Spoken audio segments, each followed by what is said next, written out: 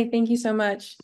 So, with the attack on Sunday, I want to emphasize how quickly it escalated from nothing to full force violence. There were 3 settler boys who initially came down from the mountain.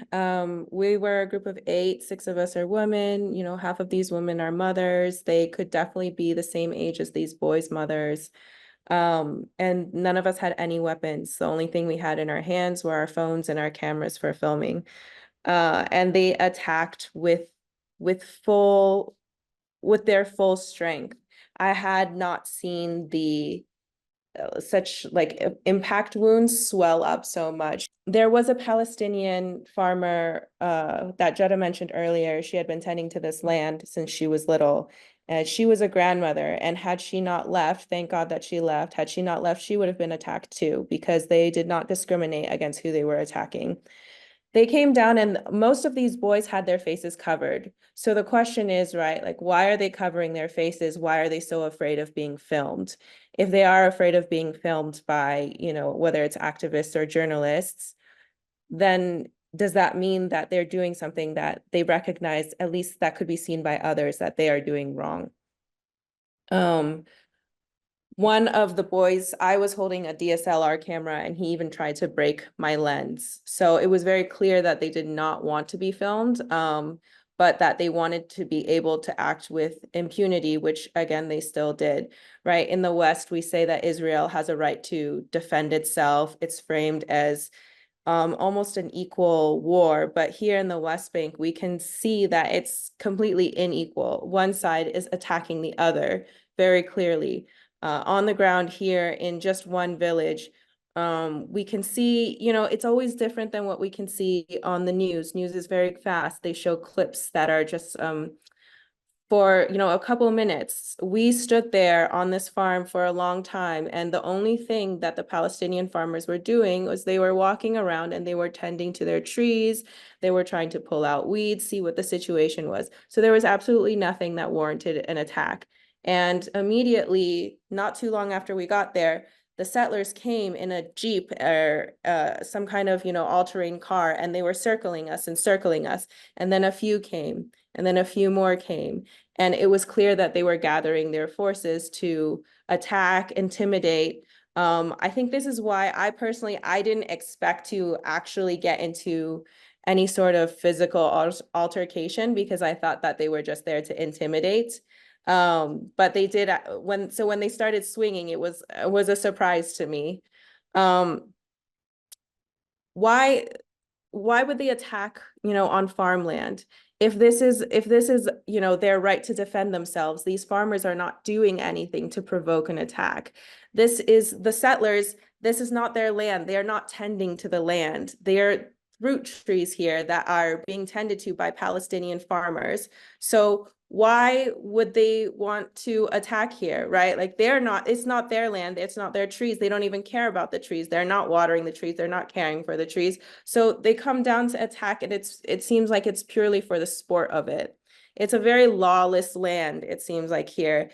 Not only do the settlers act with impunity, they are in fact supported by the army. It's kind of a lose-lose situation, right? Because if you get attacked by the settlers, the only people with weapons that could stop them, that you can call for protection, is the Israeli police. So we did call the Israeli police. We dialed 100. And then the army came instead, and they made things infinitely worse. In fact, the army showed up with the head settler of the settlement of Magdalene in the same car with the army. So they already came together, and as was mentioned before, they got out and immediately pointed their guns at our friend, that we had to shout, no, no, he's our friend, don't shoot, don't shoot. I was on the phone with the police at the time, and I said, please stop them. Like, they're shooting at our friend, please tell them to stop. And clearly they all understood English too, so they were just ignoring us. When the army came, they treated us as if we were a threat. And we look like, honestly, a group of tourists. None of us are dressed in any kind of tactical gear. We're just wearing t-shirts, we're wearing hats, we're carrying our phones. So there's no reason for them to treat us as if we were criminals. You know, we see these tactics in the US as well, that the people who call the police are often treated as the criminals, even though they're the ones who called for help. And as we know, the US Army and the Israeli armies, they work closely with each other. They learn their strategies from each other. They train with each other. You know, the army came, they cursed at us, they made fun of us. Even one army guy who was, you know, the one that was saying like, oh, you guys are a joke, you're hilarious, you're making me laugh. His face was covered. So why would this army man need to cover his face if he is acting in a professional capacity and not doing anything wrong? Because none of the other ones were covering their faces. They didn't offer us any medical care, despite them most likely having a basic medical kit in their cars if they're, you know, members of the army.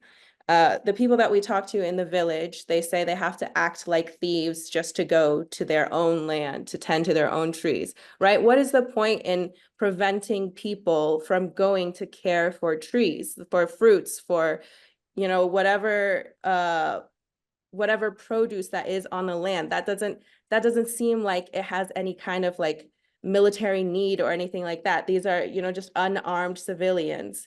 So even last night in the town of Kusra, the army came into town and they started shooting at some kids. And the kids, you know, at most they had rocks and stuff. But it's just very unequal. I think this is like the way that it's often framed in the West makes it seem as if it's two sides battling each other when it's in fact one side that is coming to the homes of the other and attacking them, even though the Palestinians can't have guns, they're unarmed, you know. We even saw a video recently of a family getting attacked while sitting on the doorstep of their own home, and the grandmother was hit and they collapsed and everything. So yeah, I think that what we've really seen here on the ground in the West Bank is just the really unequal power that these two different people have. Just, I mean, the reason for beating you, they know that you are a foreigner and you are not just an activist, and you were so, of course, I can understand you were so peaceful with them, but what was the point of hitting me? Yeah, by the time that they actually came to hit us, we were actually quite far from them. So the group of boys had grown larger and larger. What we suspect had happened, although can't confirm, is there was one guy who was on the phone the whole time. And we think that he was trying to call the army or for more backup.